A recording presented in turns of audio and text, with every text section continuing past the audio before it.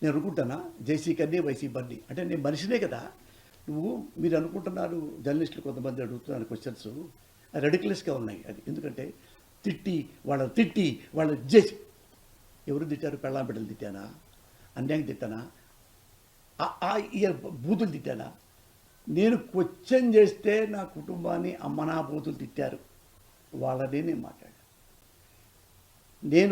నన్ను నా కుటుంబాన్ని ఎట్ట తిడితే నేను ఏడుస్తాను, నేను అలాగే తిట్టా.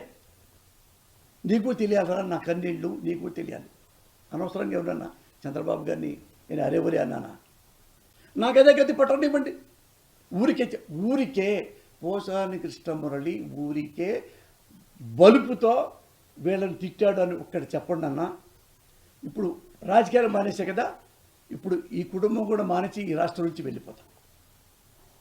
దానికి శిక్షగా నువ్వు అన్యాయంగా తిట్టావు, అన్యాయంగా విమర్శించావు అని మీరెవరన్నా ఒక్కరన్నా ఏ జర్నలిస్ట్ అయినా వచ్చి చూపించబడు. నేను అది కన్విన్స్ చేయలేకపోతే నిజంగా నేనే ఒళ్ళు బలి చేశాను అంటే మా అబ్బాయిల్ని నా భార్యని కన్విన్స్ చేసి ఇక్కడ అన్ని ఆస్తులు అమ్ముకొని లేదా అద్దెకించుకొని వేరే రాష్ట్రానికి వెళ్ళిపోతాను. నా మొహం చూపించలేక నేను చచ్చిపోయేదా. ఎప్పుడు తప్పు చేయలేదు నాన్న, ఎప్పుడు తప్పు చేయలేదు. నన్ను అడిగారు చాలా పార్టీల వాళ్ళు, నాకు ఎమ్మెల్యేలు అటు నాకు ఇష్టం లేదండి. డబ్బులు నా దగ్గర ఉన్నాయండి, 100 కోట్లు పైగా సంపాదించుకున్నానండి.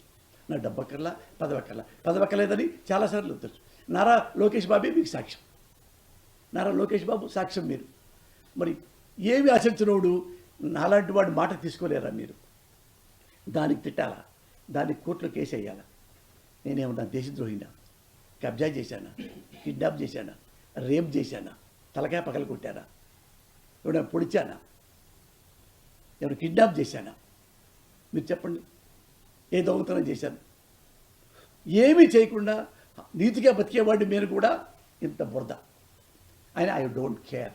నిజంగా న్యాయస్థానం నేను నమ్ముతా, పోలీసులు నేను నమ్ముతా, రెస్పెక్ట్ ఇస్తా. ఇప్పుడు కాదు, ఎందుకు చెబుతున్నానంటే కాకాపట్టానికి కాదు, నా దగ్గర గన్మ్యాన్గా పోలీసులు ఉన్నారు 4. ఎన్నో సంవత్సరాల నుంచి ఉన్నారు. ఒక్క పోలీసు పేర్లని చెప్తా, పర్సనల్గా ఎంక్వైరీ చేసుకోండి. ఎలాంటి వాడు, ఎడమెంటా, యారగంటా, చీఫెస్ట్ ఫెలో ఉన్నా. నేనేం తింటే వాళ్ళకి అదే పెడతా. నా కారులో కలిసి వెళ్ళిపోతాం. అందరికి ఏ వ్యవస్థ నేను రెస్పెక్ట్ చేస్తా. జర్నలిస్టుని మంచి వాళ్ళకి పాదాపు వందనం. నన్ను అన్నప్పుడు నేను అనకూడదా? నేను అన్నా. మీరు ఆఫ్ ద రికార్డ్ తిట్టుకుంటారు, నేను తట్టుకోలేక రికార్డుగా తిట్టా. ఇంతే తప్ప నాలో ఏమున్నాయి దాచిపెట్టుకోవడానికి, నాలో ఏమున్నాయి నన్ను చంపడానికి, నన్ను అరెస్ట్ జైల్లో పడేసి జైల్లో తిప్పడానికి ఏమున్నాయి నాలో? అంత దుర్మార్గం ఏముంది చెప్పండి? ఏ న్యాయమూర్తిని అడగండి, ఏ న్యాయవాదులు అడగండి, ఏ పోలీసులు అడగండి, డీజీపీలు అడగండి, ఎంక్వైరీ చేయమనండి. ఎన్ని తప్పులు చేశాను చెప్పండి? ఏ తప్పు చేయలేదు ఇంతవరకు నా జీవితంలో మోసం, దగ అలాంటి ఏమీ లేదు. మీ ప్రజలందరికీ చెప్తున్నా. కానీ చెప్పండి, నేను ఏ లైఫ్ కోసం ఎదురు చూడల, నా కుటుంబం కోసమే కేవలం చూసుకోండి. నా కుటుంబం, నా వృత్తి, ఇది తప్ప నేను ఇంకేమి చూడరు మీరు. నాకు దేవుడు అంటే ఇష్టం, నా భార్యకి దేవుడు అంటే ఇష్టం. ఇండియా మొత్తం తిరిగి దేవుళ్ళు దేవాలయాలు నేను బాగా వెళ్తా, నమ్ముతా దేవుళ్ళు. ఈ మంత్రాలు జాతకాలు నేను నమ్మను, కానీ ఇవన్నీ నమ్మను. జాతకాలు అసలు నమ్మను. ఎందుకంటే ఈ లోకంలో దేవుడు ఉన్నాడు. దేవుడు ఉన్నప్పుడు ప్రతిరోజు మంచి రోజే, దేవుడు లేనప్పుడు మంచి రోజు కాకుండా పోద్ది. అది నమ్మినవాడు నేను, మా ఆవిడ నేను అదే అనుకుంటాం. మేము మా అబ్బాయి పెళ్లి సంబంధం వస్తే జాతకాలు కలవలేదంటండి. అమ్మ కడుపు కాల జాతకం కలిసిదేంటరా? మా అబ్బాయి మంచి చూడా కాదా అడగంటారా?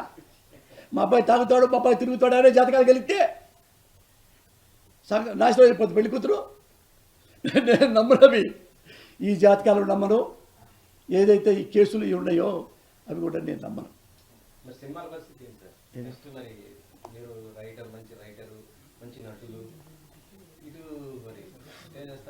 ఇక మరొకసారి మీకు స్టేట్మెంట్ చెప్పి, ఇక లైఫ్లో ఏ రాజకీయాల గురించి నేను వెళ్ళను. ఈ రోజు నుంచి ఇది ఉంది నాకు. యాక్చువల్గా నాకు 2 గంటలు 3 గంటలకు కూడా మంచి డబ్బులు ఇస్తారు వెళ్తే. ఇప్పుడు నేను డింగ్ డాంగ్ ప్రోగ్రాం పెట్టా. అది కూడా రాజకీయ సంబంధమైంది కాబట్టి ఈ రోజు నుంచి దాన్ని కూడా నేను వెళ్ళాల, దాని కూడా నేను వెళ్ళను. సాక్షి వాళ్ళకి మీ పాదాబంధు చేత నన్ను క్షమించండి. ఎందుకంటే రాజకీయాలు అనేవి నా నోటు ఇక పరకదలుచుకోలేదు. అందులో నా డబ్బులు వస్తున్నా కానీ వద్దు, నాకు డబ్బులు ఉన్నాయి సార్. కాకపోతే మీరు చెప్పారు, నేను వచ్చాను, మిమ్మల్ని నమ్మించాను. ఇది నేను వస్తాను సార్ అంటే మీరు పెట్టారు పాపం, అది నా తప్పే. నేను ఒక సడన్గా ఈ నిర్ణయం తీసుకోవడం వెనక నా కుటుంబం ఉంది. దయచేసి నా కుటుంబాన్ని నన్ను మన్నించి ఇంకొకళ్ళు పెట్టుకోండి. నేను ఈ రోజు నుంచి డింగ్ డాంగ్ ప్రోగ్రామ్కి నేను రావటం లేదు. జగన్ గారు, మేడం గారు, మీకు కాళ్ళకి నమస్కారం పెడతా. నన్ను ఒక అన్నలాగా, ఒక తమ్ముళ్ళలాగా ఎంతో ఎంతో ఎంతో ప్రేమగా, ఒక ముఖ్యమంత్రి ఇంత ప్రేమిస్తాడా ఒక ఓటర్ని, ఒక పౌరుణ్ణి అన్నంతగా నన్ను ప్రేమించారు. అదొకటి అన్న, నన్ను క్షమించు. ఎందుకంటే వీటన్నిటికంటే నా బిడ్డలు, నా భార్య. ఎప్పుడు 24 గంటలు నా భార్య భర్తల్లో ఉండాలా. అప్పుడు డబ్బుల కోసం అప్పుడు నిరుపేద అయినప్పుడు పేదవాడిని, పూరి గుడిసెలో ఉన్నవాడిని, సినిమాలో టికెట్లు అమ్ముకునేవాడిని. అలాంటి అప్పటికే డబ్బులు లేక పెళ్ళైన తర్వాత కూడా అప్పుడు నా భార్య బిడ్డల్ని సరిగ్గా చూసుకోకుండా 24 గంటల సినిమా డబ్బులు సంపాదించిన తర్వాత మన రాజకీయం. పాపం నా భార్య, నా పిల్లలు ఇంత కూడా నన్ను ఇప్పుడు కామెంట్ చేయలే. ఎంత అదృష్టవంతుడి, సేమ్ టైం అంత దురదృష్టవంతుడి. నా కొడుకు చెప్పిన తర్వాత నా గుండె పగిలింది. ఇది మించి ఇది అబద్ధం అని చెబితే నేను ఇక్కడే కూర్చుంటా, డబ్బు లేనే అవుతా. నార్కో టెస్ట్ చేయండి మీరు కావాలంటే. అంతవరకు నేను చెప్పగలను. రాజకీయాల నుంచి డబ్బులు పోసాయన వైఎస్ఆర్ కాంగ్రెస్ పార్టీకి రాజీనామా చేసి పోసాయి అన్నా, జగన్కి రామరావు చెప్పులు పోసాయని అన్నా ఏం పెట్టుకుంటారు? ఒక్కసారి నేను చెప్పాను, నా పట్ల జగన్ గారు ఎలా ప్రేమించాడో మీకు తెలుసు. సేమ్ టైము నారా చంద్రబాబు నాయుడు గారి గురించి కూడా ఆయన నన్ను విమర్శించినప్పుడు కూడా నన్ను ఏవైనా చేయొచ్చు, చేయలే. గుర్తుందా? ఒకసారి చెప్పా, మొన్న ఈ మధ్య ట్యాక్స్ చెప్పా నారాలో. ఎందుకంటే ఎవరు అన్యాయంగా లోకేష్ బాబుని ఇంకో దాన్ని విమర్శించారని చెప్పేసి ఎవరినో వాడిని చంపాలని నువ్వు అంటే అది తెలిసి చంద్రబాబు నాయుడు తప్ప, వద్దు అట్లాంటి పిచ్చి పనులు చేయకండి అన్నాడు. అది కూడా చెప్పాను నేను లైవ్లో. చెప్పి చంద్రబాబు నాయుడు గారు చాలా థ్యాంక్స్ అండి, మీ రాజకీయ పరిణితికి హ్యాట్స్ ఆఫ్ అని కూడా చెప్పా. కొంతమంది అనుకుంటారు కోపంగా మాట్లాడతాడు, విమర్శిస్తుంటాడు, తిడతా ఉంటాడు అని కొంతమంది కామెంట్ చేస్తూ ఉంటారు. నేను ఆయా పార్టీల నాయకుల, రాజకీయ నాయకుల నిజాయితీని బట్టి, నీతిని బట్టి, వాళ్ళ నడవడికను బట్టి నేను ఎప్పుడూ కామెంట్ చేస్తాను తప్పితే ఒక మంచి నాయకుడిని నేను ఎప్పుడూ విమర్శించరా. ది గ్రేట్, నాకు 35 ఏళ్ళ నుంచి తెలుసు నరేంద్ర మోడీ గారు. ఎప్పుడైనా విమర్శించానా? ఎందుకంటే ఆయన జీవితంలో అవినీతి లేదు, ఎప్పుడు హానెస్ట్గా మాట్లాడేవాళ్ళు. ఆయన దేశభక్తిలో కానీ, ఆయన నాయకత్వంలో కానీ, ఆయన మంత్రి పదవి ఉన్నప్పుడు కానీ, ప్రధాని మంత్రి పదవులు ఉన్నప్పుడు కానీ మోడీ గారు ఈ అవినీతి చేశారు, ఇన్ని బిల్డింగులు సంపాదించుకున్నారు, ఇన్ని పొలాలు కొన్నారు, స్విస్ బ్యాంకులో డబ్బులు పెట్టారు అని ఎవరైనా మీరు అనగలిగారా? ఎవ్వరు అనలేరు, ఇంక్లూడింగ్ కాంగ్రెస్. వాళ్ళిద్దరూ తూతూ మేమే. కాబట్టి మరి అలాంటి గొప్ప నాయకుడిని నేను ఎప్పుడైనా విమర్శించానా? జగట్ ఇందిరాగాంధీ నేను ఎప్పుడు విమర్శించలా. ఆ మేడం చేసిన తప్పే ఆమెకి వినాశనం కోరిందని చెప్పి కామెంట్ చేశాను తప్పితే ఆమె కూడా one of the tallest politician అని చెప్పొచ్చు. అలాగే నవీన్ పట్నాయక్, ఒడిస్సా, ఆయన్ని ఎవరైనా కామెంట్ చేయగలరా అవినీతిపరుడని? ఆయన అవినీతిపరుడు కాదు. నేను ఎప్పుడు రాజకీయాలు వచ్చినా నవీన్ బాబు గురించి కూడా మాట్లాడతా. ఇక్కడ కూడా మన ఆంధ్రప్రదేశ్లో మీకు తెలుసు, నేను కొత్తగా చెప్పాల్సింది నారా బాబు గారు ఎలాంటి వారు, జగన్ ఎలాంటి వారు, రాజశేఖర్ ఎలాంటి వారు, ఎన్టీఆర్ ఎలాంటి వారు. నేను అన్ని పార్టీలకి నేను సపోర్ట్ చేశా. ఎప్పుడు ఆ పార్టీల్లో ఉన్న నాయకుడు గుణగణాలను బట్టి అన్ని పార్టీలని విమర్శించా. ఎప్పుడు ఆ నాయకులు ఎవరెవరైతే ఆ నాయకులు ఉన్నారో అప్పట్లో ఆ పార్టీకి వాళ్ళు తప్పులు చేస్తే విమర్శించా, తప్పులు చేయకుండా నేను ఎవరిని విమర్శించలా. మీరు నా రాజకీయాలు 83 నుంచి మాట్లాడుతున్నా, మీరు ఒక్కటైనా మీరు చెప్పండి, చేయలే. అలాగని చెప్పి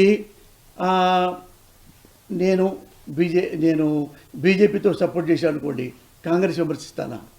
నేను వైసీపీని సపోర్ట్ చేశాను అనుకోండి, తెలుగుదేశాన్ని తిడతానా? తిట్టాను కదా. అక్కడ ఎప్పుడైనా తప్పు చేస్తేనే. ఇన్నాళ్ళుగా, ఇన్ని సంవత్సరాలుగా నా రాజకీయాలు ఎలా ఉంటాయో మీ మీడియాకి మొత్తం తెలుసు. ఇది ఎందుకు చెప్పానంటే, ఇక నుండి నేను రాజకీయాలు మాట్లాడను కాబట్టి. ఎప్పటి నుంచి ఇక నా లైఫ్ టైంలో రాజకీయాల గురించి మాట్లాడను కాబట్టి, ఏ పార్టీని పొగడను కాబట్టి, ఏ పార్టీని సపోర్ట్ చేయను కాబట్టి, ఏ పార్టీని విమర్శించను కాబట్టి, నేను లైఫ్ టైంలో ఇక రాజకీయాల జోలికి పోదలుచుకోవాలి. మీరు అనుకోవచ్చు ఎందుకు, ఎవరైనా తిడుతున్నారనా, సోషల్ మీడియాలో తిట్టారనా, కేసులు పెడుతున్నారనా? కాదు. ఇప్పుడు నేను మగవాణ్ణి, తిట్టడం ఈజీ లేదు. 60 ఏళ్ళ 20 ఏళ్ళ 16 ఏళ్ళ చిన్నపిల్ల దగ్గర నుంచి 70 ఏళ్ళ అమ్మమ్మ వయసు ఉన్న ఆడపిల్లల్నే వాళ్ళనే అమ్మ నా బూతులు తిడుతున్నారు. మగాళ్ళని తిట్టరా? ఆ మాత్రం నాకు ఒక ఇంగితం ఉంది. బట్ నాకు ఒకసారిగా నేనేం చేస్తున్నాను అని నేను ఎప్పుడు ఆలోచించను. ఎక్కడ నాకు నచ్చిందో అదే చేస్తా. ఎప్పుడూ నేను రూపాయి ఎవరి దగ్గర తీసుకోవాలి. ఏ పార్టీలో కూడా నాకు ఈ పదవి ఇవ్వరా అని ఎప్పుడు అడగల. ఎమ్మెల్యే ఆఫర్ చేశారు, ఎంపీ ఆఫర్ చేశారు, ఎమ్మెల్సీ ఆఫర్ చేశారు. నేను వద్దండి, నాకొద్దు, కావాలంటే సర్వీస్ చేస్తాను. నేను అందరికంటే ఎక్కువగా పొగిడింది ఎవరో తెలుసా? నారా చంద్రబాబు నాయుడు గారిని. అది ఆయన్ని అడగండి, నేను చెప్పకల్లా. ఆయన ఓడిపోయిన తర్వాత ఇంట్లో ఉన్నవాడు ఇక్కడ జూబ్లీ హిల్స్లో. నేను సినిమా తీస్తున్నా ఫస్ట్ డైరెక్షన్కి, శ్రావణ మాసం. ఆయనకి 100 అడుగులు కటౌట్ కట్టించా. కటౌట్ ల్యాక్స్ పెట్టి అన్నపూర్ణ స్టూడియోలో, మీరు చూసుకోండి, నెట్లో ఉంటుంది.